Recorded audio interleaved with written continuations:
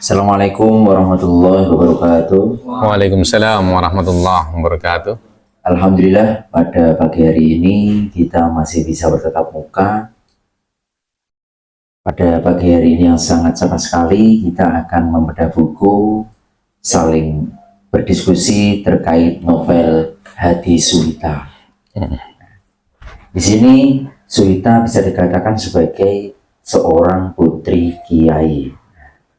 Kehidupan Alina Suwita ini dari kecil sampai nanti dewasa hingga dia memiliki suami, hidup yang sangat tertekan. Ini alur cerita dari novel ini sangat patut dinikmati karena mereka greget di awal, di tengah, akhir-akhirnya penuh dengan kebahagiaan. Dan nanti mungkin kita langsung saja berikan kepada narasumber kita yang akan membedah bukunya pada pagi hari ini. Semoga pada pertemuan kali ini kita bisa mengambil kemanfaatan dan membuang keburukan yang terkutip di dalam novel Hati Suwita. Langsung saja saya berikan kepada Bapak Mujib. Monggo. Assalamualaikum warahmatullahi wabarakatuh. Waalaikumsalam warahmatullahi wabarakatuh. Bismillah, alhamdulillah, assalatu wassalamu ala rasulillah, sayyidina wa mawalah, la hawla wa la quwata illa billah. Teman-teman komunitas penikmat buku yang dimuliakan Allah, alhamdulillah hari ini sebagaimana tradisi yang kita lakukan setiap 1 bulan, di Padepokan Tresna Nabi kita bedah buku. Untuk kali ini dengan pertimbangan lagi seru-serunya ini. Jadi kadang-kadang penikmat buku juga perlu mengikuti tren ini, lagi rame-ramenya pada nonton film Hati Suwita gitu. Sebenarnya novel ini sudah lama sekali, baru digarap filmnya baru beberapa minggu yang lalu di launching. Kita coba bedah Hati Suwita ini. Saya sebenarnya pengennya pembicaranya 2 karena kemarin itu Kang Muammar sudah baca semuanya, jadi Kang Muammar itu jelaskan narasinya kayak apa gitu. Nah, saya coba ngambil pelajaran hidupnya dari situ, jadi biar tidak fokus kepada saya. Gimana, setuju nggak? Setuju ya, kalau setuju. Jadi ini tidak seperti seminar pada umumnya, jadi semua orang berkontribusi, jadi tidak ada moderator, jadi kita serahkan Kang Muammar untuk menjelaskan narasinya dulu. Nanti kita mau melihat pelajaran hidup dari kisah Hati Suwita ini kayak apa.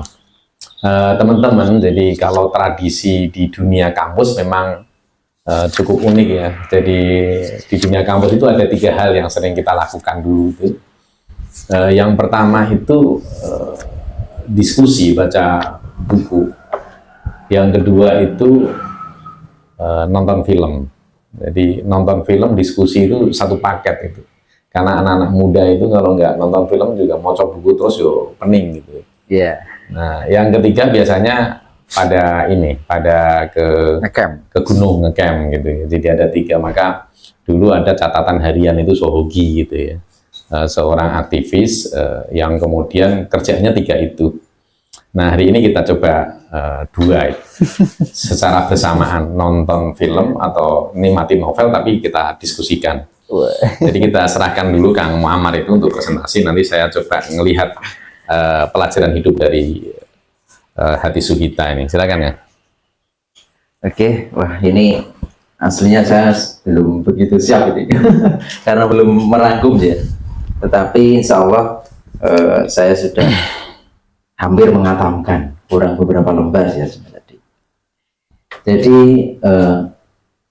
di awal kutipan novel ini bagaimana Alina Suwita ini sudah menjadi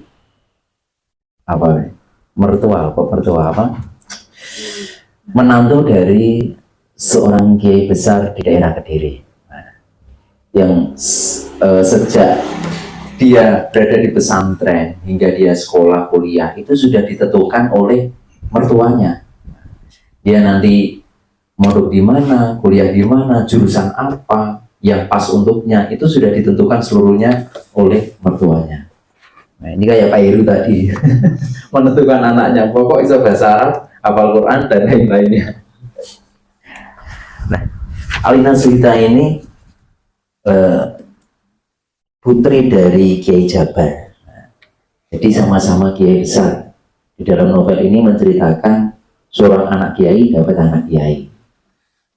Aslinya sudah biasa ketika para Gus ataupun Ning itu dijodohkan sebelum bertemu.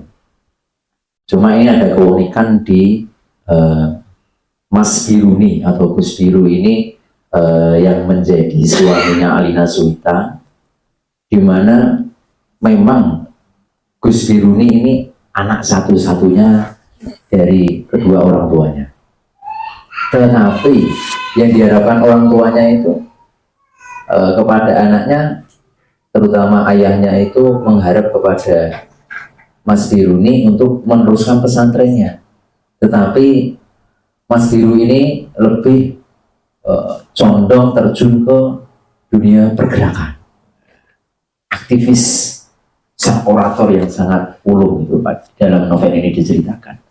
Nah, makanya orang tuanya, terutamanya bapaknya itu agak menentang beberapa program-program yang mau direncanakan oleh Mas Biruni, seperti membuat kafe, terus ada apa namanya itu ada kafe dan lain-lainnya. Itu menurut bapaknya bertentangan, nggak suka seperti itu. Nah, tetapi di balik itu Mas Biruni punya visi misi yang begitu besar. Jadi dibentuknya kafe itu, kegiatan-kegiatan yang diadakan di dalam kafe itu sendiri juga seperti di dalam pesantren. Adanya istighosah, mujahadah, forum diskusi, forum orasi dan lain-lainnya, banyak sekali di dalam kegiatan-kegiatan Mas Biruni di kafe beliau itu. Nah, ini di bagian pertama ketika menjadi pengantin baru dari keluarga Mas Biruni. Alina Suhita sebelumnya juga sudah merasakan dan sudah sedikit memaklumkan bahwasanya cinta itu juga butuh proses. Tidak mungkin Mas Biruni tiba-tiba kok langsung greget gitu loh. Gampang arti greget itu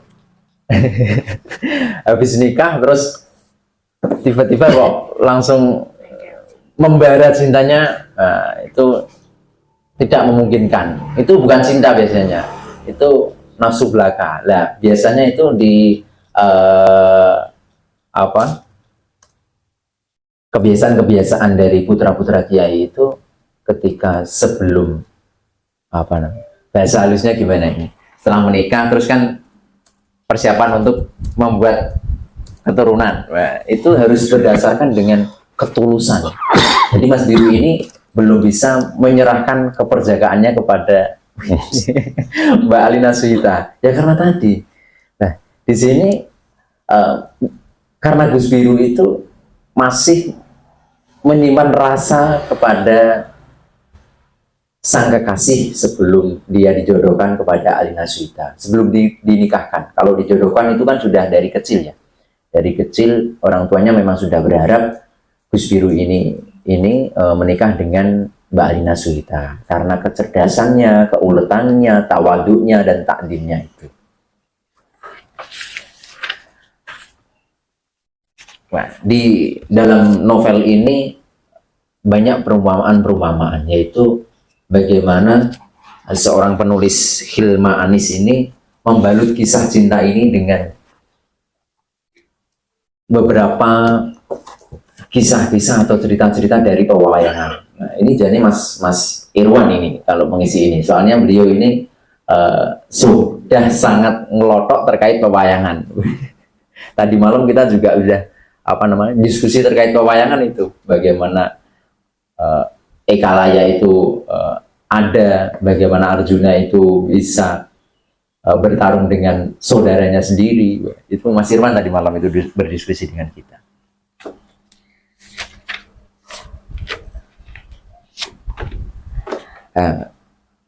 Ini gimana ini lanjutnya ini?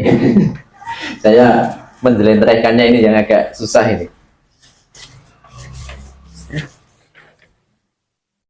Lah, di dalam novel ini nanti dari berbagai sudut pandang juga dijelaskan bagaimana Mbak Alina Suhita tadi di sini juga sebagai tokoh yang berbicara di dalam novel, terus nanti ada sahabatnya yang bernama siapa?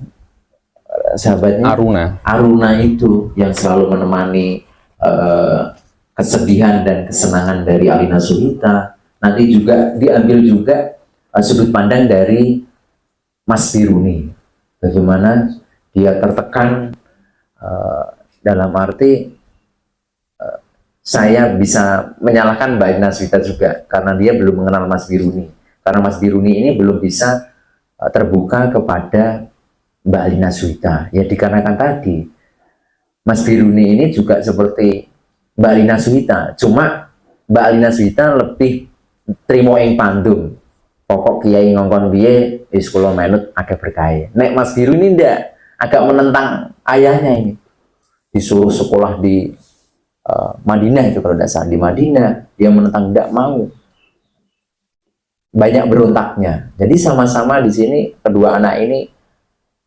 memiliki latar belakang yang hampir sama, bagaimana keterpaksaan oleh yang dilakukan oleh orang tuanya, tapi yang satu lebih mendel, yang satunya agak melawan akan titah dari kedua orang tuanya tadi.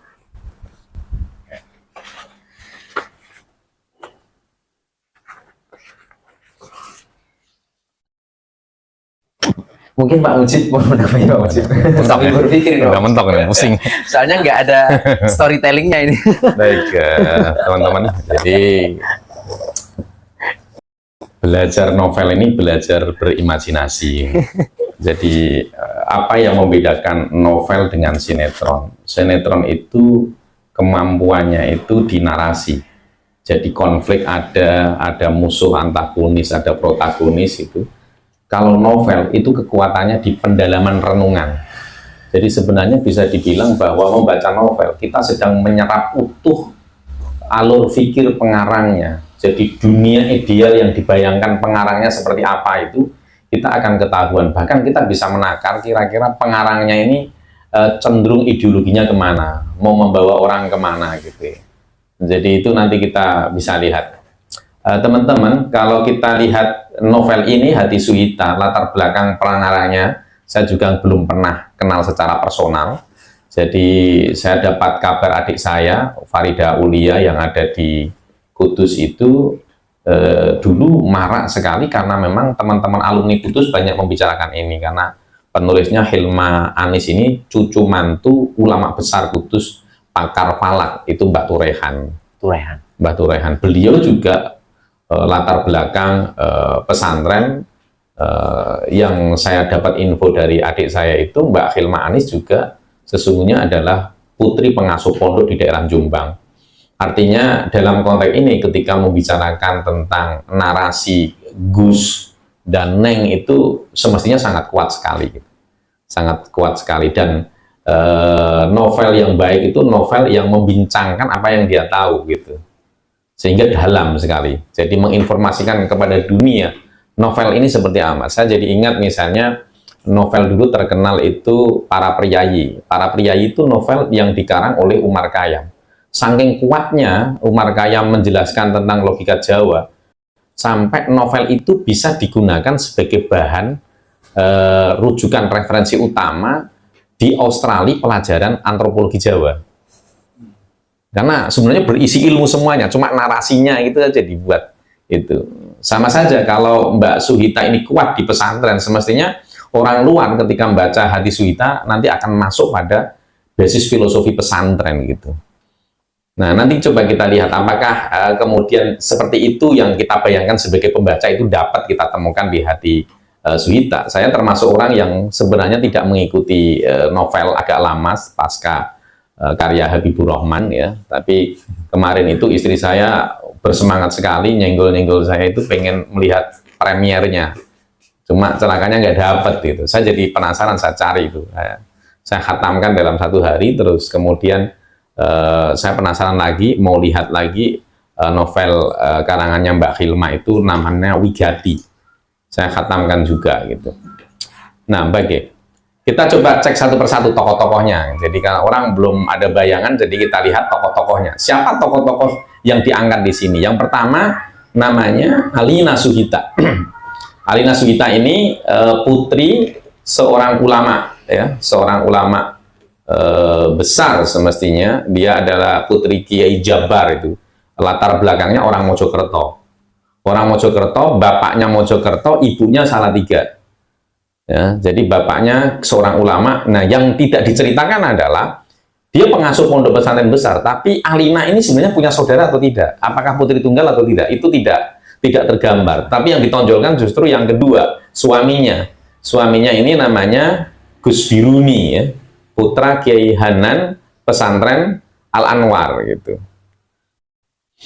Nah, dua orang ini beda, tipikalnya berbeda. Alina ini contoh gambaran konkret seorang perempuan pesantren sejati yang dari kecil memang mengikuti arah dawuh-dawuh orang tuanya. Apapun yang diinginkan orang tuanya dia ikuti. Jadi prestasi-prestasi ideal seorang bunyai, seorang neng itu memang dicapai oleh Alina. Misalnya standar di pesantren itu orang bisa baca kitab kuning gitu ya. Itu Alina konon bisa baca kitab kuning gitu. Yang kedua hafal Quran, ya. Dia hafal Quran gitu. Jadi memang sudah dari awal ini memang digadang-gadang menjadi pengelola pesantren. Jadi itu. Nah, itu bahkan saking seriusnya itu Alina itu sejak kecil, sejak MTS itu bapaknya itu sudah janjian sama ulama besar juga di daerah Kediri. Ulama besar itu namanya Kiai Hanan, pengasuh pesantren Al Anwar. Kiai Hanan ini seorang ulama yang dilukiskan tidak hanya ngalim, pondoknya besar, tapi juga sangat kaya raya. Cuma putranya satu-satunya tok, namanya Biruni. Jadi dari awal itu juga ini beban berat. Seorang kiai ini kita paham, kalau logika orang tua, ini pondok ini kan seperti sebuah istana besar yang tidak mungkin orang lain masuk ke situ kalau logika pesantren kan, semacam diwariskan. Nah, ini sudah ngomong tidak individu lagi. Nasib kelangsungan pondok kayak apa kalau tidak kemudian putranya dikawal untuk memahami ilmu agama, pondok ini nyaris terancam mati gitu ya. Maka punah gitu. Jadi benar-benar bapaknya itu sangat hati-hati betul. Bahkan sejak sangat dini bapaknya sudah memproyeksikan cari kira-kira siapa yang bisa nyandingi putranya sehingga betul-betul bisa tampuk kepemimpinan pondok itu bisa diserahkan dengan lega gitu ya. Nah, ketemulah yang namanya Alina Suhita itu, yang dari kecil memang sangat prestasi, ya, dan kemudian dijodohkan sejak MTS. Jadi, karena memang ini dipersiapkan penerus Al Anwar, maka ketika sudah dijodohkan, itu bapaknya sama ibunya Biruni itu sudah menganggap Alina seperti putrinya sendiri. Bahkan sudah ikut andil kira-kira calon menantunya ini mau sekolah di mana, ini kemana, gitu-gitu loh. Kayak Pak itu lagi mendesain gitu kan. Ini cocok atau enggak, lanjutnya gimana, ini lanjut. Jadi rebutan terus. Jadi sudah seolah-olah sudah nyatu gitu. Sampai suatu ketika bahkan Alina ngikut-ngikut saja. Alina ngikut saja. Jadi sampai kemudian Alina itu disekolahkan di jurusan karena sudah hafal Quran, sudah baca kitabnya bagus, masukkan jurusan tafsir hadis. Semester 7 ketika mertuanya menganggap bacaannya masih kurang mantap, itu dia putuskan keluar dari kampus, lanjut ke pondok ini tabarukan supaya mantep. Dan Alina itu ngikut-ngikut saja. Nah, ini beda lagi dengan kemudian calon suaminya, atau sekarang udah jadi suaminya gitu ya. Jadi putranya dari siapa tadi, Kiai Hanan ya. Kiai Hanan punya putra namanya Biruni. Kalau kita ambil Gus Biru, Gus Biru Fangge itu kan dengan Gus Biru. Tapi kalau dipanjangkan ternyata Biruni. Biruni itu salah satu pemikir besar di dunia Islam, Al-Biruni. Beliau hebat, dia sangat bersahabat dengan salah satu khalifah ya, seorang raja, yang kemudian raja itu perintahkan Biruni pergi ke India pada waktu itu. Karena India ini diajak ke India untuk kemudian menulis tentang sejarah India. Al-Biruni itu pernah diajak Raja Ghaznawi. Raja Ghaznawi itu pernah ekspansi ke India dan dia bawa Al-Biruni, diminta untuk menulis sejarah tentang India. Itu orang hebatnya zaman itu. Nah, kalau kita lihat, jadi kalau kita baca novel, kita harus peka mulai dari simbol-simbol yang mau dipakai. Filosofinya kayak apa, nanti kita lihat. Nah, beda dengan Alina tadi, Gus Biruni ini dari kecil, prototipe seorang laki-laki ya. Seorang laki-laki yang kemudian dia melihat bayang-bayang besar. Kadang-kadang sering terjadi gitu ya. Harapan orang tuanya nggak salah, karena ini kan tumpuan ke dia, pesantren harus dilanjutkan. Tetapi anak muda kadang-kadang sering mengatakan begini, kenapa hidupku terlalu banyak diatur, apalagi dia sudah masuk pergaulan ke universitas gitu ya. Dia merasa, saya tidak punya eksistensi, semuanya bapak saya gitu. Dan kita nggak laki-laki gitu loh. Sampai pada persoalan perjodohan, di novel itu dikatakan, apa kata hati Gus Biruni tentang perjodohan? Dia bilang begini, ini bukan masalah Alina cantik atau tidak. Alina itu cantik, pinter, ideal lah untuk siapapun mau gitu. Tapi ini masalah harga diri seorang laki-laki. Kata Al-Biruni mengatakan, perjodohan itu tidak ada dalam kamusku. Aku ini aktivis, katanya. Aku teriak setiap hari tentang penindasan, sholat hal dan perjuangan gitu. Terus dia bilang ini, bagaimana mungkin seorang laki-laki itu menerima hasil buruan orang? Nggak menarik dong, aku harus berburu gitu loh. Laki-laki itu harus berburu, nembak. Masa laki-laki mesti nyawaki jodohmu, itu nggak menarik gitu. Harga diri. Itu harga diri laki-laki itu. Jadi Al-Biruni dilukiskan anak pondok yang kemudian dia mau cari dunia lain, mungkin keluar dari bayang-bayang bapaknya. Yang dia lupa, dia punya beban berat, pondok itu harus berlangsung karena tidak, kecuali dia punya saudara ya. Pondok ada penerusnya selain dia, ini cuma satu-satunya dia gitu. Nah, begitu masuk dunia aktivis, Al-Biruni termasuk aktivis hebat, aktivis kawakan. Dia seorang demonstran, di dunia aktivis ya suka kajian. Biasanya kalau dunia aktivis kan satu suka kajian, yang kedua punya impian. Saya juga dulu punya impian gitu. Punya impian satu padepokan, yang padepokan itu nanti ada kafenya, terus ada buku-buku, orang nongkrong, diskusi setiap hari, nonton film, kita merenungi ilmu gitu-gitu yang tidak kesampaian. Akhirnya sekarang jadi para padepokan. Dulu Tresno Nabi saya ganti Tresno Moco, sekarang saya ganti Tresno Nabi. Itu seiring filosofi hidup ya. Filosofi hidupnya saya kira-kira ya kayak Al-Biruni gitu ya, senang kajian gitu ya, senang mengkaji buku gitu. Nah, Al-Biruni itu idealnya gitu tadi. Dia di kampus, dia sudah sohengnya, sangat menguasai tentang kajian, juga aktivis lapangan, tapi biasanya jarang. Ini novel itu kan ngomong tentang idealita. Banyak aktivis yang di lapangan, tapi nggak kuat bacanya. Beda juga, ada yang kuat bacanya malas bergerak gitu. Ini dilukiskan aktivis yang kuat bacanya, aktif, yang bergerak terus punya visi besar. Di antara visi besarnya itu adalah tempat dia kafe tidak hanya sekedar kongko, tapi menjadi tempat nongkrong orang baca buku. Terus di sana ada aulanya, terus ada pertunjukan teaternya. Udah ideal banget lah untuk aktivis, orang yang masuk dunia aktivis ngelihat itu tahulah ideal banget gitu ya.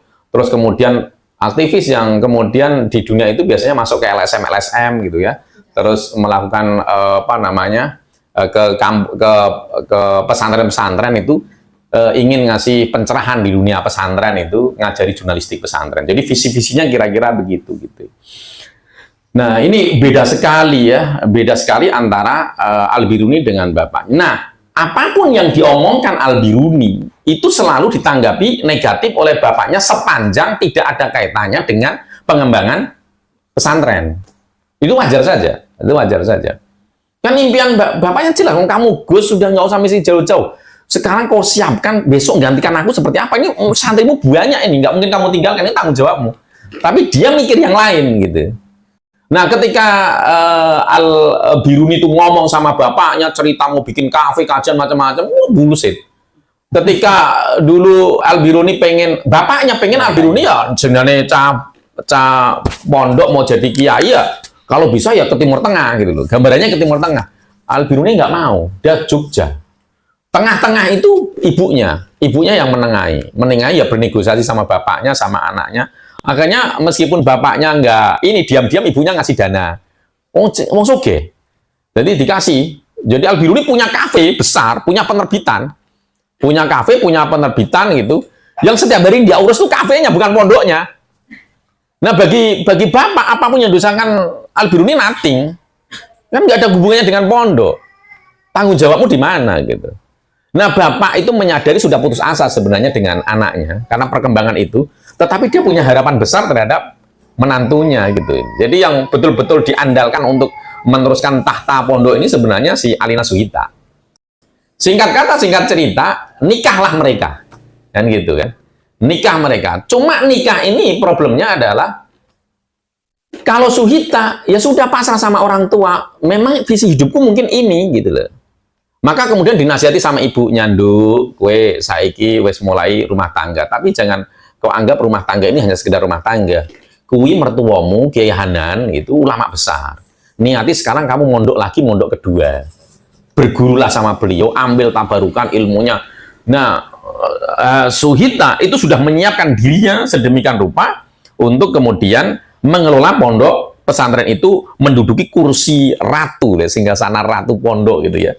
Dan bapak sama ibunya, bapak ibu mertuanya itu sudah sayangnya banget. Jadi kesayangan Kiai Hanan terhadap Suhita itu jauh melampaui kesayangan terhadap anaknya. Dianggap anaknya ini sudah tidak ada gunanya lah, kan gitulah. Nah, sementara anaknya sendiri itu merasa kayak kejebak, ini suasana yang ngejebak itu. Di sisi yang lain, dari awal memang sudah dibilang sama ibunya. Ibunya bilang begini waktu itu, "Duk, Nang, ketika bapaknya kan ngomong, kue komen tadi pengasuh, jadi kamu belajar di Timur Tengah." Dia nggak mau. Ibunya akhirnya membela, "Ya udah, kamu boleh kuliah di Jogja, tapi ingat, jangan sekali-kali kamu pacaran. Jodohmu sudah disiapkan." Itu kan. Jadi negosiasi, kalau bapaknya udah nggak mau tahu, kalau ibunya masih oke, boleh di Jogja, tetapi kemudian jangan pacaran. Tetapi dunia kampus itu kan nggak bisa dibayangkan ya. Ternyata seorang Biruni yang aktivis, biasanya impiannya aktivis kan begitu. Senior-senior itu sangat merasa ini ya, dia merasa melihat, apalagi melihat kader yang cerdas gitu ya, pinter, bisa nulis, seperti yang dia bayangkan dirinya sendiri. Dekat dengan dunianya, dia tidak bisa tidak jatuh cinta gitu. Nah, di tengah-tengah itu yang namanya Gus Biruni ternyata jatuh cinta sama Rengganis.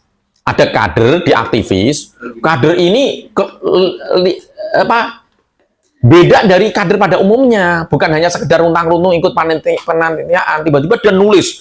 Tulisannya itu sangat visioner gitu. Saya ingat betul itu ya, tulisan itu dia menulis tentang, ini jarang orang juga baca itu.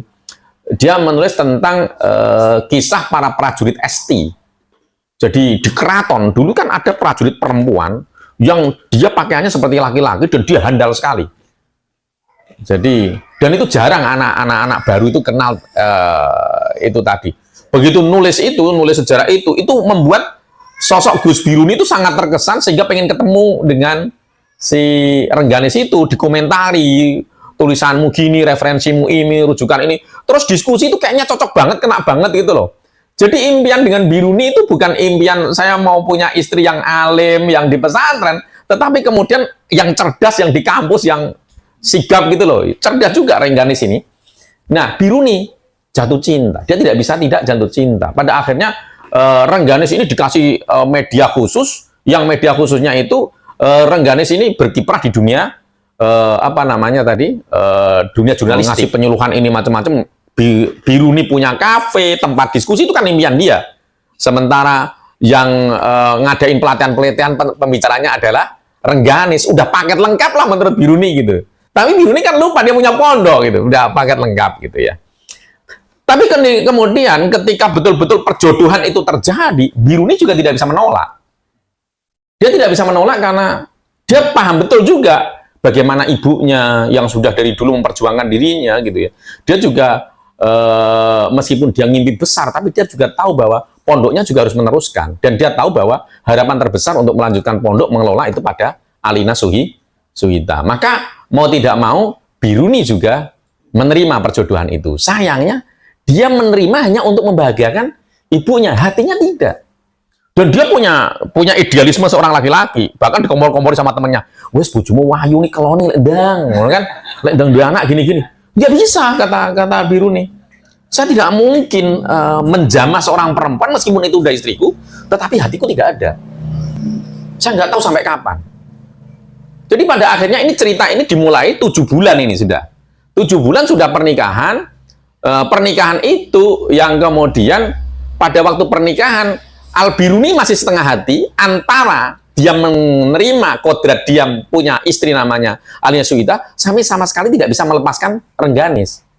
Sementara Rengganis masih berinteraksi dengan dia kan, masalah penelitian macam-macam itu tadi ya, apa namanya, pelatihan-pelatihan begitu. Tadi. Nah, Al-Biruni kemudian bikin aturan sendiri di luar yang tidak diketahui oleh bapak ibunya. Di depan orang tua kita adalah seorang pasangan yang mesra, tetapi sama sekali aku tidak ingin menjamahmu.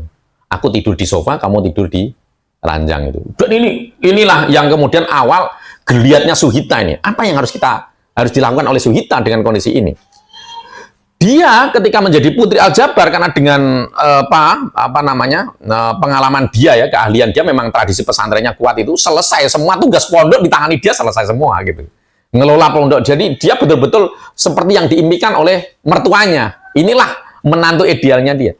Tetapi orang tidak tahu bahwa di rumah dia itu, ketika masuk dalam urusan privat, sama sekali dia tidak dianggap sebagai perempuan oleh suaminya Biruni. Bahkan di depan dia, Biruni sering sayang-sayangan dengan si Rengganis. Mas Induk, piye kue perkembanganmu, piye ngene aku kangen mbek awakmu, begitu-begitu. Anda bayangkan, itu tidak mudah. Nanti ada beberapa adegan di mana tiba-tiba Rengganis harus Gus Biru sakit, Rengganis nengok bersama teman-temannya aktivis, dan Suhita disuruh nyiapkan makanan, dan dia tahu yang disuguhkan ini lawan dia gitu ya. Nah gitu kan, sama sekali tidak dijamah.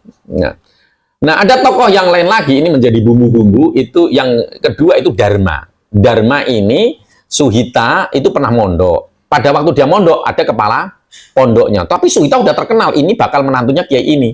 Jadi kepala pondoknya itu sebenarnya sangat mengagumi Suhita, naksir, tapi dia udah tahu diri, ini nggak mungkin saya juga, ini kan sudah calon menantunya orang hebat, tapi tetap bersimpati, namanya Dharma gitu ya. Nah Dharma dalam bayangan Suhita ini sebenarnya cowok ideal, tetapi meskipun begitu Suhita tahu diri, dia hanya sekedar kagum tapi tidak memasukkan di dalam hatinya. Dia tahu sosok ideal dia adalah Kang Dharma itu. Kata Suhita, Dharma dilukiskan seperti Yudhistira, berwatak samudra, menguasai segala nafsu, mampu menerima segala watak dan kemauan orang lain, seperti air sungai yang menenteramkan. Itu Dharma gitu. Kepala pondoknya dulu gitu ya. Nah itu tadi. Nah nanti di tengah-tengah kalau kondisi lagi oleng itu pasti Dharma datang. Itu kebetulan dibikin setting begitu kan, Dharma datang. Tapi si ini ada lagi satu tokoh namanya Aruna Citrawati. Aruna itu kawannya, kawan lengketnya Suhita, tempat dia curhat macam-macam itu. Nah, coba kita lihat itu dari nama-nama itu, kita akan lihat pengarangnya apa sebenarnya yang diinginkan pengarangnya. Pengarangnya itu Hilma Anis itu ingin menyajikan gambaran ideal di generasi ini, mendialogkan lagi falsafah yang sudah ditinggalkan orang-orang selama ini, falsafah Jawa. Dengan seluruh ceritanya yang menjadi pegangan orang-orang tua zaman dahulu, maka nama-nama itu sebagai simbol itu sebenarnya semuanya itu ada hubungannya dengan cerita Jawa gitu ya. Misalnya Suhita itu salah satu raja besar ya, di zaman dulu, ada ya, raja besar di zaman dahulu ya, penguasa di Jawa pada zaman dahulu, itu yang pertama. Yang kedua Aruna itu nama lengkapnya Citrawati. Citrawati itu adalah putra dari Raja Magadha. Disebut dengan Citrawati, filosofinya adalah seorang perempuan yang menjaga kesucian trilaksita. Perempuan yang suci ucapannya, suci tingkah lakunya, suci hatinya.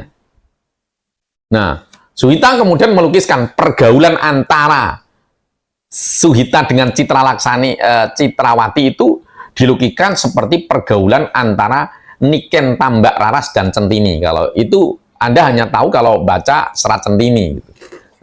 Jadi pergaulan akrab itu. Jadi ini kan kalau kita mau lihat batas cakrawala kedalaman ilmu dari pengarangnya, batas hasanahnya yang dia baca itu. Jadi Ratu Suhita membuat candi Suku dan candi Ceto itu. Jadi ini juga kita bisa baca novel ini seperti orang rekreasi. Bisanya di daerah lereng Gunung Merapi itu ada candi Suku, ada candi Ceto. Candi Ceto itu dibuat oleh Ratu Suhita ya gitu. Nah, nanti kita melihat bagaimana prototipe biru dan prototipe dari Suhita. Memang ujungnya nanti endingnya itu seperti yang diharapkan oleh pemirsa. Pada akhirnya pelan tapi pasti Suhita bisa memikat dengan seluruh konflik-konfliknya itu, bisa mengambil hati oleh Gus Biru, menyadari bahwa memang Suhita, dia harus segera meninggalkan bayang-bayang Rengganis.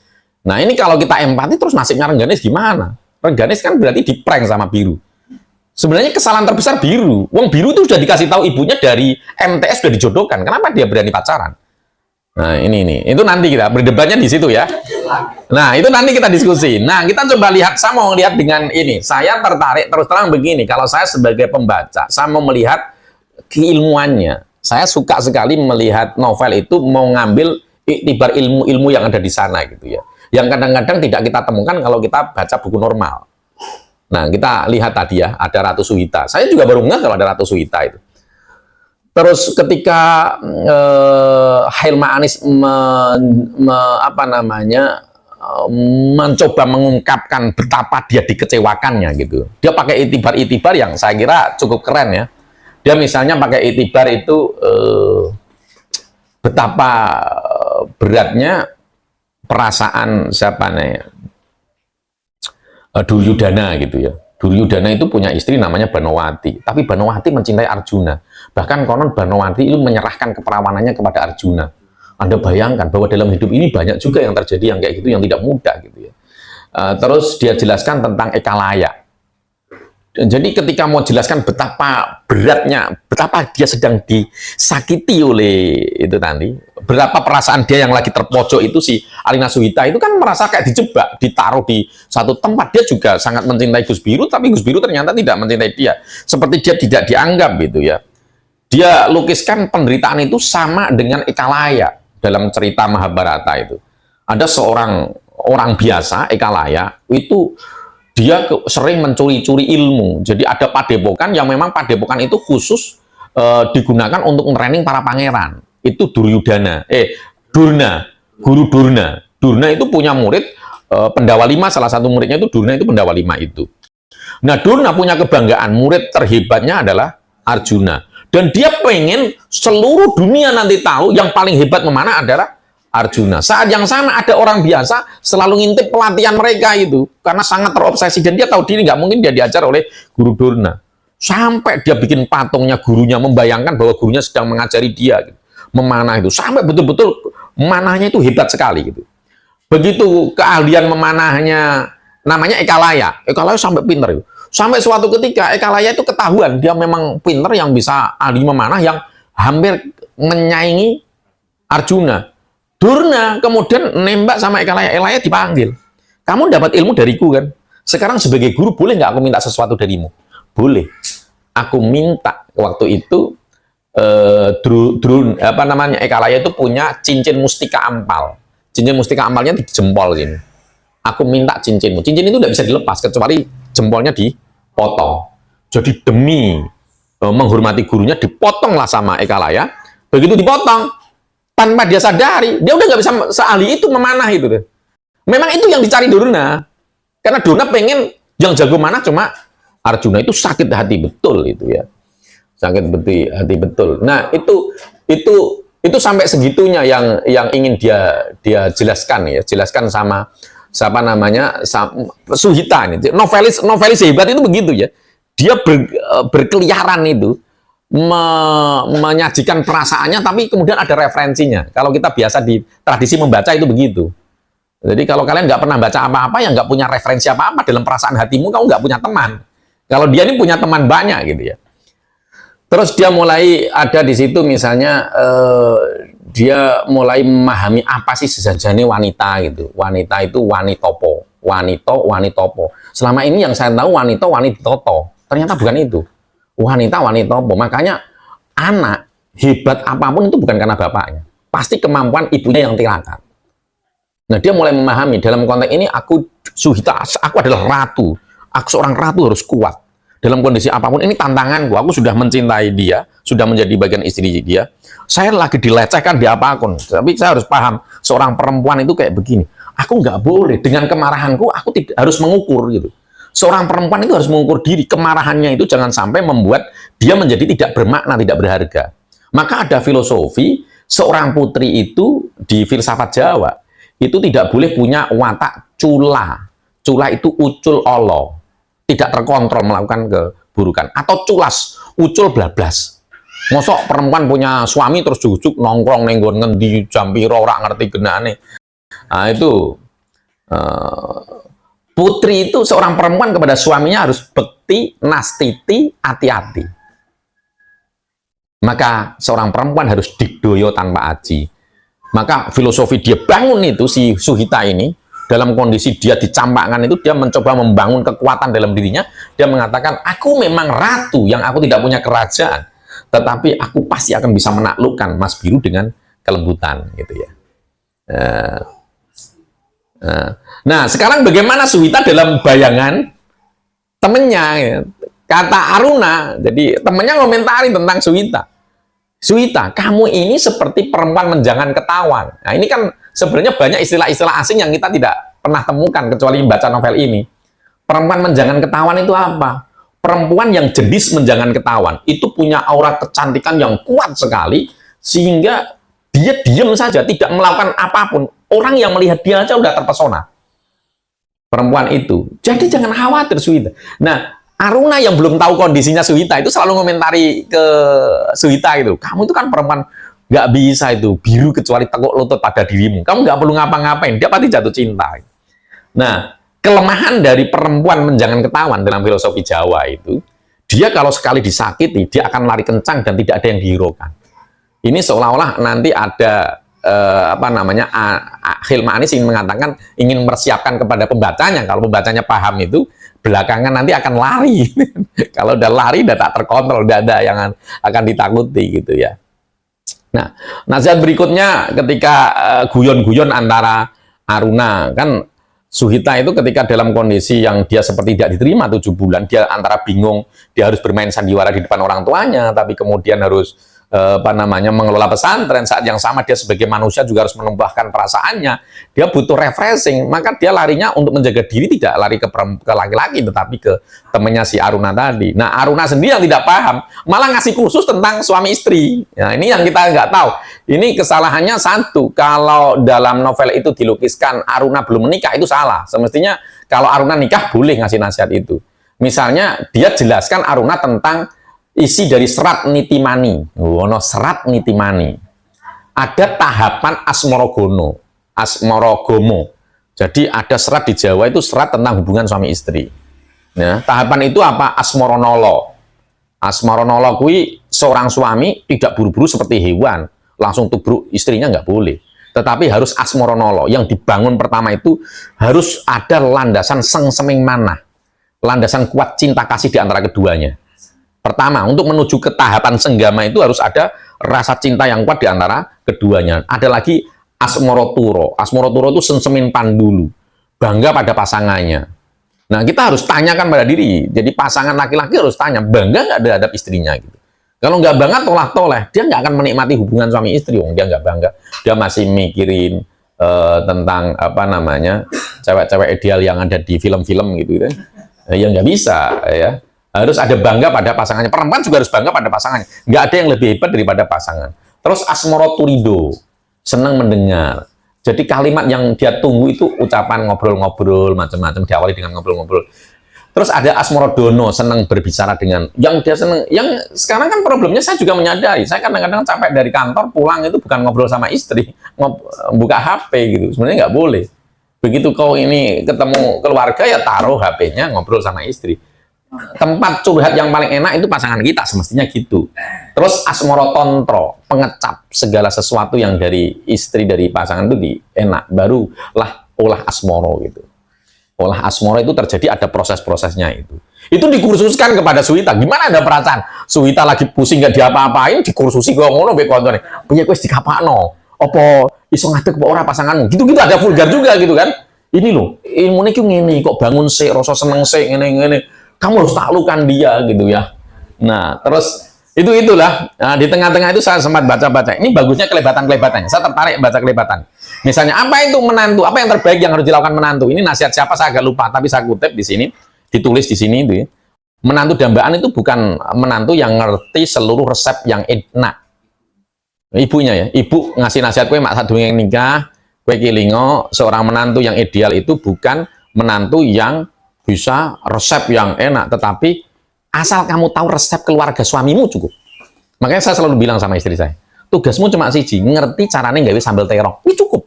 Ora perlu sing mewah setik apa-apa. Bukan itu. Iya. Yang paling berat kan istri harus menyajikan rasa yang sudah bertahun-tahun dibangun oleh ibunya suami kan. Laki-laki kan pernah kecil, dia pernah hidup yang kemudian dimanjakan oleh ibunya dengan resep-resep khusus yang dari kecil lidahnya ke situ. Kenikmatannya itu. Misalnya saya kenikmatannya ibu saya bikin sambal terong. Maka kita berharap bahwa itu bisa digantikan ke istri gitu ya. Sementara istri tidak perlu khawatir tentang masakan anaknya, karena anak pertama kali dapat resep dari ibunya, pasti seneng. Sesuatu yang masuk pertama kalinya menjadi standar ke yang lain. Jadi tugas seorang istri itu memastikan tahu resep andalan keluarga suami. Ini patut juga jadi pelajaran. Jadi kalau saya baca novel, saya lihat pelajaran-pelajarannya. Kalau mau ceritanya, sudah kayak sinetron, udah selesai itu. Kita lihat ini. Nah, ada lagi, ini tadi tentang bagaimana terlukanya. Semakin lama perasaannya semakin kacau lagi, Suhita ini kan. Semakin kacau, ada adegan semakin dipanasi, ngobrol gini. Dia mencoba ngikuti sarannya, si siapa namanya? Itu nanti dilihatkan di bioskop itu. Bagaimana Suhita, oke. Berarti pakai pakaian yang rada menawan lah kan, rada birunya ndelok mah. Konsentrasi gitu, dikiranya mau diterkam, malah ke kamar mandi kan, nyakit kan. Ya gitu ya. Jadi itu. Nah, sampai kemudian muncullah perasaan kayak dendam kesumat juga Suhita itu. Dan dia ingat kisah-kisah di zaman dahulu. Ada kalimatnya yang sangat luar biasa bagi saya itu. Alina mengatakan begini, Mas Biru tidak tahu, dalam perenungan dia, Mas Biru tidak tahu, dendam perempuan yang terluka itu bisa begitu dahsyatnya gitu. Bisma, itu kan kalau Anda lihat cerita pewayangan, Bisma, itu kan orang yang tidak bisa mati itu Bisma itu. Bisma putra Gangga, kuat sekali itu kan. Leluhurnya para Pandawa itu, leluhurnya para Pandawa maupun Kurawa gitu kan. Orang yang sebenarnya punya tahta menjadi ini, tapi dia tidak mau demi menghormati istri barunya bapaknya gitu kan. Ya wes, gue rasa khawatir aku jikok kerajaanmu meskipun kebanggaan dia gitu. Sampai dia dapat anugerah tidak akan pernah mati. Tetapi Bisma itu pernah mengabaikan Dewi Amba. Saya agak lupa ceritanya. Kayaknya dia ikut sayembara, yang di sayembara itu menang, berarti menjadi istrinya Bisma. Perempuannya sudah sangat cinta Bisma. Ternyata Bisma sayembara untuk adiknya atau apanya gitu. Marah Dewi Amba gitu. Sumpah, kowe sesuk mati karena perempuan. Jadi Bisma itu nanti kalahnya dengan Sri Kandi. Sri Kandi itu disusupi rohnya Dewi Amba yang pernah dilukai oleh Bisma. Jangan pernah bahaya gitu. Jadi Suhita itu dilukiskan filosofi Jawanya kuat sekali. Ketika ngomong selalu kalau di renungan itu mesti rujukan Jawanya. Terus dia bilang Drona terpenggal karena Drista Jumna yang di dalam tubuhnya menitis dewa Ekalaya. Sama. Itu kan disakiti tadi, Ekalaya gitu. Pada akhirnya yang menjadi keapesan Drona itu karena Ekalaya. Terus ada Dewayani pernah berucap kepada Resi Sukra ketika putri Wispara menghinanya, luka yang disebabkan pedang dapat sembuh dalam perjalanan waktu, tapi sakit hati karena kata-kata akan menggores pedih selamanya. Itu mungkin waktu itu kalau nggak salah itu Biru ngomong, aku kira seneng kowe, aku kepeksa ngono gitu. Itu sakit betul, itu dipendam sampai dia memendam rasa sakit aja ono rujukane. Ya gitu kan. Nah, kita lihat lagi sisi yang lainnya. Ada orang tadi Kang Dharma. Kang Dharma itu sebenarnya tidak bisa lepas. Kebetulan kok Kang Dharma suatu ketika. Nah, saya sempat juga merasakan apa yang dirasakan Suhita. Ketika betul-betul terpuruk, nggak ada pelarian kecuali ke tempat orang-orang soleh. Orang-orang soleh itu ada orang-orang soleh yang hidup, ada orang soleh yang mati. Saya pernah merasakan wong urip pernah iso dipercaya wis ning mati-mati. Nah, dalam kondisi terpuruk itu dia ngajak misalnya ngajak si Aruna kon ngantarke ning nggon Tegal Sari. Nah, itu menjadi pintu bagi penulisnya untuk bercerita tentang sejarah Tegal Sari gitu ya.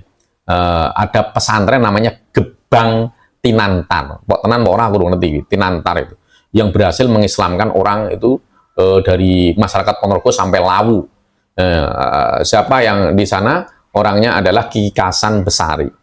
Saya ingat betul Ki Kasan Besari itu kalau nggak salah itu pendiri pesantren Tegal Sari, pesantren pertama. Kalau dalam penelitian Hanun Asroha itu ada disertasi tentang pesantren. Pesantren dalam pengertian lengkap ya. Ada kiainya, ada santrinya, ada kitab kuningnya, ada sekolahnya. Itu pesantren pertama itu adalah Ki Kasan Besari. Ki Kasan Besari itu menantunya Pakubuwono II. Ki Kasan Besari itu juga sahabat karib dengan, kalau diperluas ya, sahabat karib dengan yang Jawa Barat itu loh, Ki Pamijahan. Sama-sama muridnya Abdurrahman Singkel. Kalau begitu ketemu dengan Burhanuddin Ulakan. Sebenarnya lurusannya itu tidak ada di nah dalam konteks ini saya doaku hasanahnya. Dia berhenti di situ dia. Ada. Nah, dia ke Kasan Besari. Nah, dalam cerita itu Kang Dharma itu suka cerita-cerita itu waktu di pondok gitu ya, sering menghadiahkan ke itu tadi, ke Alina Suwita. Maka ketika Alina Suwita di dalam posisi dia di Kediri, dia lagi frustasi, dia larinya ke pesantren itu, nyepi. Pas nyepi pondok itu delalah kok yo dibikin ya, Kang Dharma pas ke situ gitu loh. Tapi itu ditunjukkan, bagusnya adalah ditunjukkan bagaimana Suhita menutup diri, hanya sekedar ini toh. Tidak kemudian melayani itu. Kalau melayani jadi perselingkuhan itu ya. Terus ada lagi filsafat Jawa yang jadi pergulatan terus, makanya disebut Hati Suhita kan. Hati Suhita yang narasinya lewat Hati Suhita itu. Dia ingat nasihat Begawan Wiyoso, mengatakan orang-orang yang dapat menaklukkan dunia adalah orang-orang yang sabar menghadapi cacian orang lain. Nah, kekuatannya di situ. Jadi oke. Nah, dalam hal rekreasi ada misalnya Alina Suwita cerita tentang telogo Senggaran, telogo di Trowulan yang dipakai Prabu Hayam Wuruk bercengkrama. Jadi pada waktu dia jalan-jalan ngelihat telaga terus bayangkan kapan yo aku iso mandi adus sebagai Gus Biru sebagai suamiku. Dulu itu yang namanya Prabu Hayam Wuruk itu biasanya kalau mandi dengan putra-putranya di situ. Bahkan kalau ketemu duta besar dari luar itu ngasih hadiah emas di situ. Jadi dulu kebanggaan Prabu Hayam Wuruk dan menunjukkan kemegahan dari peradaban Majapahit itu ya di Telogo Segaran itu. Saya malah belum pernah ke sana. Nah, ini bagusnya novel itu kadang-kadang gitu. Dia ngasih informasi-informasi baru tentang destinasi wisata kita kira. Nah, dalam renungan dia tentang Ronggo Warsito tadi, kembali ke Ronggo Warsito. Nah, saya yang tidak dapat itu, dia sebut Ronggo Warsito itu muridnya, di antara muridnya selain Pakubuwono itu, dia punya murid namanya Cokro Aminoto. Kita tahu Cokro Aminoto itu bapak bangsa ya, Raja Jawa tanpa mahkota, yang dia punya murid 3 orang, yang 3 orang itu mewakili 3 aliran di Indonesia. Yang satu nasionalisme Soekarno, yang 2 komunis, sopo istilahnya Aidit, bukan Aidit, Muso itu murid. Yang satu Islam, Kartosuwiryo itu muridnya Cokro Aminoto itu. 3-tiganya itu kakak beradik satu perguruan gitu ya. Tapi seingat saya Cokro Aminoto itu keturunannya, bukan muridnya. Saya masih curiga apakah betul itu dia. Semestinya dia harus survei betul itu. Kalau bisa jadi iya.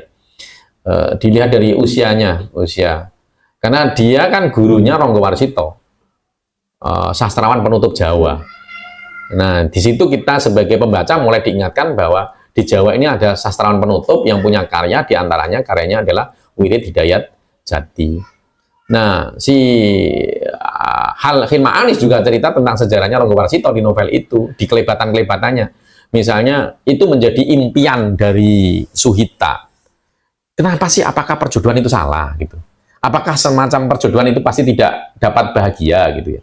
Toh bisa kan perjodohan itu bahagia? Buktinya dalam sejarah pernah terjadi Raden Burhan, itu Ronggo Warsito, itu putra Tumenggung Sosronegoro, itu dijodohkan dengan putri Adipati Cokroningrat Kediri. Itu ketemunya di pasar malah. Mereka udah dijodohkan, tetapi Burhan ini dipondokkan di Tegal Sari. Pada waktu Tegal Sari kan beling, dia kabur. Pada waktu kabur sama embannya, itu kemudian dodolan yang pasar ning daerah Madiun. Pada waktu dodolan pasar, delalah ki calon bojone ki pas ning pasar tukune ning Ronggo Warsito. Begitu dituku itu orang sing disenengi cuma ali-ali ali-ali yang ada di yang dipakai oleh Ronggo Warsito sebenarnya ali-ali dari neneknya. Dijaluk, dikeke karo Ronggo Warsito. Dia nggak tahu kalau yang minta itu adalah calon istrinya nanti. Justru karena cincin itu yang membuat mereka itu terikat itu cintanya itu. Cincin keramat neneknya itu diminta oleh calon istrinya yang sebenarnya memang sudah dijodohkan. Nah, Arya Suwita membayangkan, mbok aku ki mbok ngono, mbek aku menerima kok Gus Biru, kok malah aku harus bersaing dengan Rengganis ini gimana kan? Rengganisnya tidak jahat, dia berusaha menghindari nanti. Pada akhirnya Rengganis begitu tahu menerima, dia justru kalau novel ini sebenarnya yang terpuruk itu Rengganis, yang diprank sama Gus Biru gitu ya. Itu.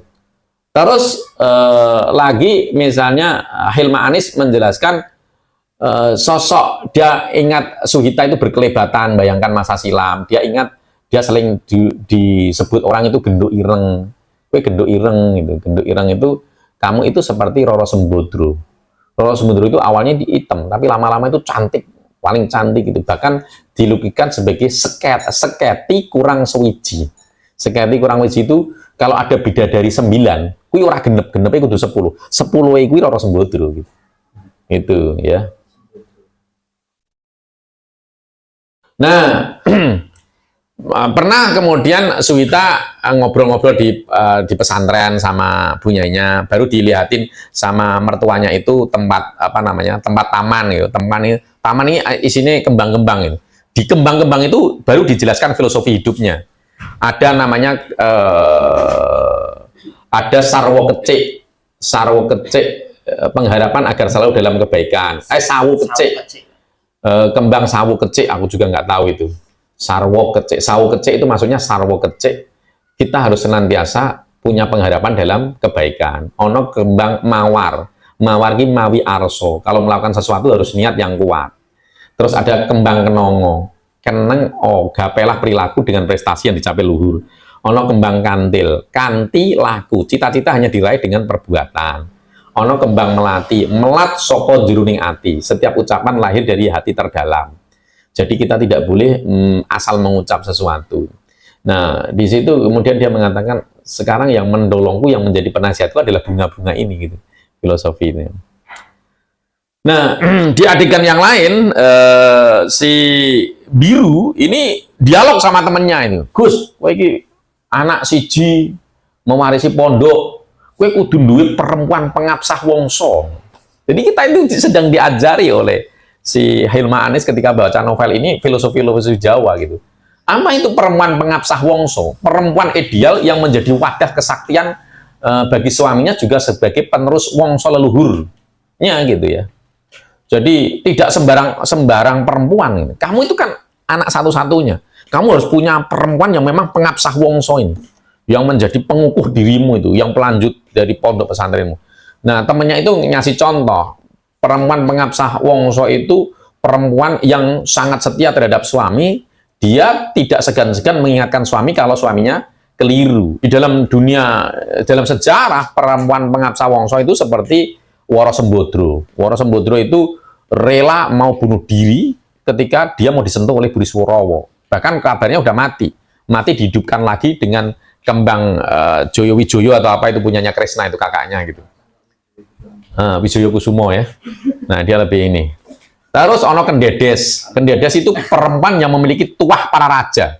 Karena rahimnya itu, bahkan orang yang melihat itu betisnya itu mengeluarkan cahaya.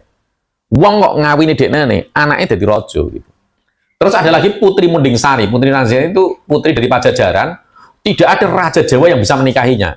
Akhirnya putri itu dinikahi oleh raja Spanyol. Dicekel digowo kalau Belanda, terus dilukiskan dia dinikahi dengan mas kawin 4-3 meriam. Dari putri itu lahir namanya Peter Zon. Peter Zon itu yang menguasai tanah Hindia Belanda.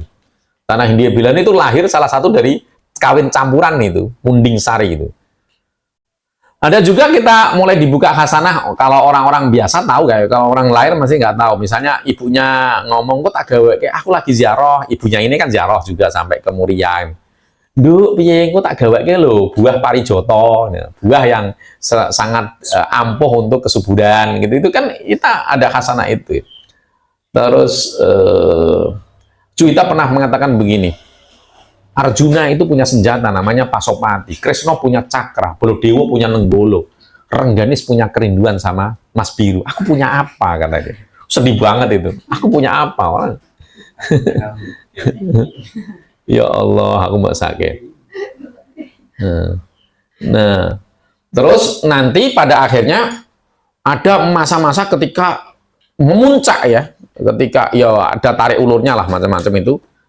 Nanti memuncak, merasa Suhita sudah tidak dihargai, ketika terakhir ternyata Rengganis malah mau ngasih pelatihan di pondoknya dan disambut oleh mertuanya. Padahal mertuanya nggak tahu bahwa ini pacar anaknya. Mertuanya nggak tahu, dia sakit hati sendiri, kabur dia. Dia kabur. Itu tadi yang tadi menjangan tadi. Nggawa supir-supir Kang Surip kon bulayu tekan Klaten, di Klaten itu kon diculkin di tengah dalan. Rengganis biasanya, hebatnya Rengganis kan begini. Rengganis itu kan dia sudah diakui sebagai istrinya Gus Biru, tetapi prakteknya kan tidak dianggap sama Gus Biru. Tetapi seluruh tugas kewanitaan dijalankan semuanya. Sampai sebenarnya Gus Biru tuh tidak mau tidak, dia bergantung sama Rengganis sebenarnya. Suhita, sorry. Nah, lupa kan. Nah, misalnya datang wi anduk ning di kelambi iki arek lunga ngono kuwi wis sarapan wis makne lara ki lara model obat apa watuk sithik ki obate ngendi ki sing ngerti Suhita. Nah, jadi bapaknya bangga banget deh Suhita iso neruske pondok, ngelola pondok. Jadi semua orang sedang bergantung sama Suhita sebenarnya. Gus Biru itu sebenarnya juga sudah bergantung sama Suhita. Ibunya Gus Biru bergantung, bapaknya bergantung. Suatu ketika ini emosi Suhita memuncak, ora ono titik cerah piye kok Gus Biru so tertarik mbek dia, malah Rengganis mlebu ning nggon kono arep ngisi pelatihan. Kabur dia. Begitu kabur HP dimatiin, terus mandek ning nggon apa jenenge? Ning ngene iki Klaten, mari ning nggon Sunan Pandanaran ning Tembayat. Jadi dia jaro ning Tembayat, terus mari nguni mbahne sing sepuh sing kuat filosofi Jawa gitu. Wis tinggal kabeh. Pas enggane tekan kono ditututi karo Kang Dharma lagi. Wah, wis buah. Ki wis mulai Rengganis sudah mulai kok Rengganis. Suhita mulai membuka diri Kang Dharma. Wis nak ngene wae, nak aku rak seneng ya wis Gus Biru ngomong wae ceraikan aku tak mbek Kang Dharma. Sudah mikir itu. Kang Dharma itu ora wani maju tapi ngikuti terus ngono lho. Ora wani menyatakan dia tahu posisi kan. Jadi Kang Dharma ngomong, nah itu tadi kita dijelaskan hasanah pesantren ya. Misalnya dalam dialognya Kang Dharma ngomong, aku nanti mau ngantarkan temanku suami istri, istrinya itu ngapalin Quran tapi mau tabarukan 40 kali kataman. Nah, untuk Quran yang biasanya yang ideal itu orang setelah hafal Quran dia itu poso 40 dino, setiap hari khatam 1 kali. Itu tabarukannya. Itu masih ada beberapa pesantren di Jawa itu masih. Nah, ini di dialog itu muncul itu di Kang Dharma. Kang Dharma nemoni aku mampir ning kene. Waktu aku dikabari kok aku wingi dolan ning pondokmu. Dikabari kowe lunga. Tak cek ning nggon bapakmu kok ora tekan nggomu. Berarti kowe rene ngono lho. Diparani Kang Dharma itu tahu betul tentang itu. Nah, di tempat Mbahne itu dia banyak mendapatkan filosofi hidup ya. Filosofi hidup misalnya ono tradisi nduk kowe ngerti tradisi penganten ya. Penganten ono lempar-lemparan apa ngono kuwi to. Kuwi jenenge bangan gantal.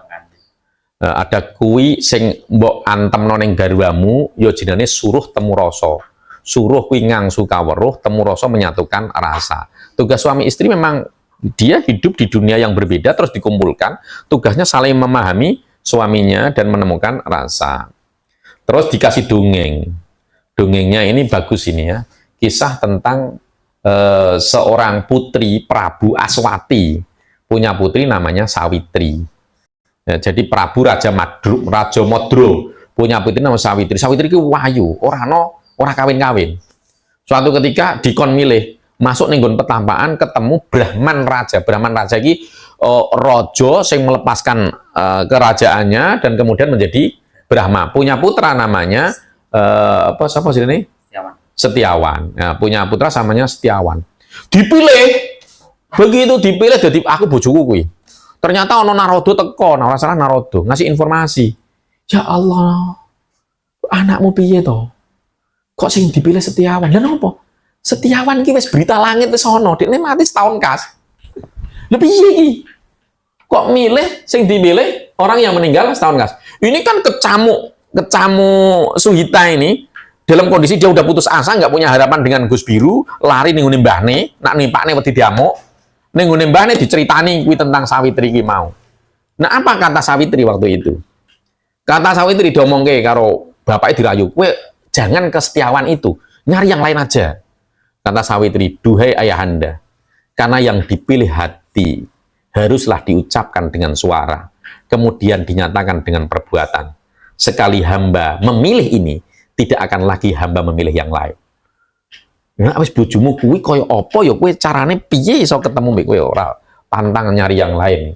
Ini yang mengukuhkan kembali si Suhita itu dalam kondisi dilema mau nanggapi mau nambahi Dharma apa Gus.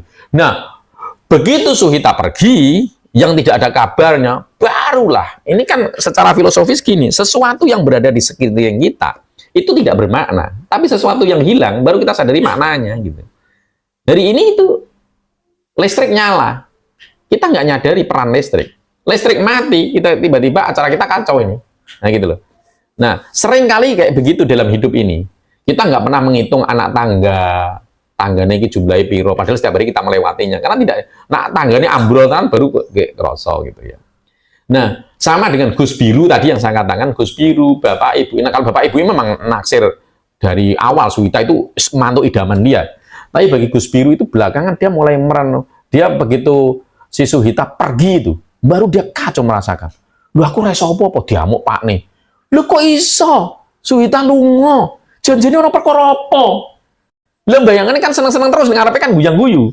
Ternyata enggak, di balik itu dibuka semuanya. Suhita urung pernah tak gauli ngene-ngene. Wah, bubar Pak wis langsung dikepruki anake. Kowe iki tak arep nang terus ke pondok ora iso tak goleke bojo malah kok sengsarake kan ngono lho. Itu kan wah betapa sakitnya tuh. Ibunya langsung geblak. Ibunya kan sakit-sakitan. Geblak masuk rumah sakit, nelponi si Suhita, raiso ora diangkat juga karo Suhita. Ngeblaki golek obat-obatnya sing ngerti Suhita. Obat iki apa obat iki tok karo Suhita. Amat di rumah sakit teman-teman. Terus dia merenung Gus Biru. Kok seberapa kejamnya aku terhadap Suhita? Suhita kan nggak salah apa-apa. Terus dia sadari, saya juga naksir sama dia sebenarnya. Tapi ego sebagai laki-laki mulu. Mosok aku wong lanang disiapke dicepake pakanan orang golek gitu. Itu kan terus ego dia menemukan sendiri totok ideal seperti Rengganis gitu loh. Nah, di saat itulah siapa namanya Gus Biru golek montang-manting nelpon si Aruna, karo Aruna didudoi, akhirnya isuk-isuk teko jeblet. Tekan ning ngene mbahne kuwi mau. Karo wis akhirnya ya endingnya seperti biasa lah. Wis 7 bulan yang belum pernah bulan madu, akhirnya bulan madu ini orang ning hotel. Padahal berkali-kali ditawari golek hotel. Yo ning ngene omahe mbahne ning nggon apakah di Salatiga apa ning nggon kuwi mau? Di Salatiga. Tapi narasinya kok bayanganku ning Klaten terus ya. Ning nggon Salatiga. Ya wes. Itulah yang kemudian hati Suhita mulai menang. Nah, itu secara menyeluruh yang narasi kita habisan. Nah, sekarang saya pribadi sebagai pengamat kan boleh ngamati ya. Apa sebenarnya yang mau dititipkan oleh Suhita gitu. Hilma Anis. Ini ada racunnya. Tadi tak puji-puji, sekarang boleh kan biar imbang tak kasih racunnya gitu. Racunnya itu yang pertama gitu ya. Racun kalau ini disebut novel dakwah, saya terus terang agak nggak begitu setuju. Meskipun latar belakangnya pondok pesantren. Karena faktanya dalam perenungan Suhita sama sekali nggak ada kutipan ulama, hidup sabar, hidup ini apa-apa. Misalnya nama-nama ulama besar seperti Ibnu Athaillah, Imam Al-Ghazali, nama-nama yang selalu disebut oleh Imam Syafi'i, disebut di dunia pesantren itu nggak ketemu dalam logika pikir kita. Nggak ada nalar pesantrennya saya itu. Meskipun orangnya itu orang pesantren gitu. Saya nggak tahu alasan apa meskipun pakai pesantren. Yang kedua, sebenarnya kalau kita hati-hati, ada ideologi gender yang sedang disusupkan. Ya boleh sepakat, boleh tidak gitu ya. Ada beberapa pernyataan-pernyataan yang sebenarnya ini khas anak-anak santri, karena di dunia pesantren itu biasanya kan anak pesantren yang udah lama itu dia jenuh dengan dunia pesantren, masuk dunia kampus itu kayak bebas banget, ketemu sosok seperti Gus Biru tadi ya. Gus Biru itu kan gambaran anak pondok yang kemudian justru tidak punya kebanggaan dengan pondoknya. Dia melihat yang hebat itu ya filsafat gitu ya. Maka kalau di novel-novel itu misalnya apa yang dibaca oleh Gus Biru gitu, kita bisa nakar logika berpikirnya Suhita, logika berpikirnya Hilma Anis. Yang dibaca misalnya satu bukunya Bertrand Russell Sejarah Filsafat. Terus diceritakan aku lagi diskusi Hegel, aku lagi diskusi Nietzsche, kita tahu Nietzsche kayak apa. terus dibaca di bawah bendera revolusinya Soekarno gitu ya. Terus dibaca lagi ada arus balik itu punya Pramudia Anantatur itu tokoh kiri lah ya, yang mengkritik habis Hamka gitu ya. Ada Kalmak, terus ada juga ensiklopedia Wanang, ensiklopedia Keris, Babat Jawa, ya. Terus ketika dia demo menggunakan kaos Che Guevara itu kan kayak cacah nom kajian ngono lah ya, kiri-kirian gitu loh. Jadi pesantrennya memang tidak kuat di situ gitu ya. Nah sebenarnya kalau ini dijanjikan sebagai potret realitas, yo memang cah kajian ini memang kayak gitu. Cah kajian mesti ngomongin filsafat. Nah semestinya kalau kita ada novel dakwahnya kan, kalau Suhita dianggap menang, ya Suhitanya ya jangan Jawa banget gitu kan. Kalau Jawa banget bolehlah orang tuanya yang pakai filsafat pesantrennya ketemu tak gulai ono, kecuali nama pondok itu aja sebagai background, artinya nggak kuat di situ. Dia lebih kuat seolah-olah ini loh, ketika kasus Rengganis mau ngasih penyuluhan ke pesantren, ya itu tradisi-tradisi yang seolah-olah pesantren itu dunia yang memang rendahan masih belum tercerahkan yang harus dikasih. Ini kalau ngomong kritis ya. Jadi ini wacananya sedang dibangun itu. Oh kudu dicerahke, kudu dikasih penyuluhan, kasih kesadaran begini-begini gitu. Nah, saya tidak setuju itu ya. Nah, terlepas yang lain juga boleh gitu kan. Nah, dari situ ada misalnya dunia yang dilipat, ya dunia lipat memang itu kan tulisan Yasrof Amir Pilyang. Yasrof Amir Pilyang itu Yasrof Amir Pilyang itu menunjukkan dunia yang hari ini kita lihat itu. Kita berada dalam satu ruang yang dilipat, ya. Ruang waktu itu sudah tidak terbatas gitu ya. Tidak ada batasnya. Dulu kalau kita ngomong dari Semarang ke Jogja, kita butuh 3 jam untuk baru ketemu komunikasi. Hari ini kita masih duduk di sini sudah bisa berinteraksi langsung dengan dunia, itu dilipat jadi kecil. Jadi kita menjadi kampung global gitu ya. Ini di bukunya Yasrof Amir Pilyang. Nah ini Adabul Alim wal Alamah. Kita ora mesti salah kita. Kalau Adabul Alim dikutip juga koleksinya Gus Biru itu ada buku Adabul Alim wal Alamah. Kita Adabul Alim wal Muta'alim ya. Yang punyanya Mbah Hasyim Asy'ari itu, bukan wal alamah gitu. Itu kelihatan banget bahwa apa namanya santrinya tidak kena gitu. Anda kalau baca bukunya Ayat Cinta dan lain sebagainya punya karyanya Habibur Rahman, kelihatan betul gitu ya. Kebanggaan pondok, narasi yang dibangun, ulama-ulamanya dikutip Hasan Basri, dikutip ini macam-macam. Kalau di sini enggak ya.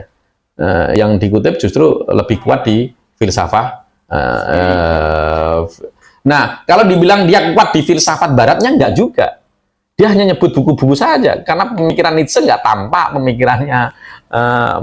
Misalnya di situ ada penjara ke penjara gitu, tidak terkutip pernyataan dari Tan Malaka kayak apa, enggak ada gitu. Dia hanya sebut-sebut nama saja.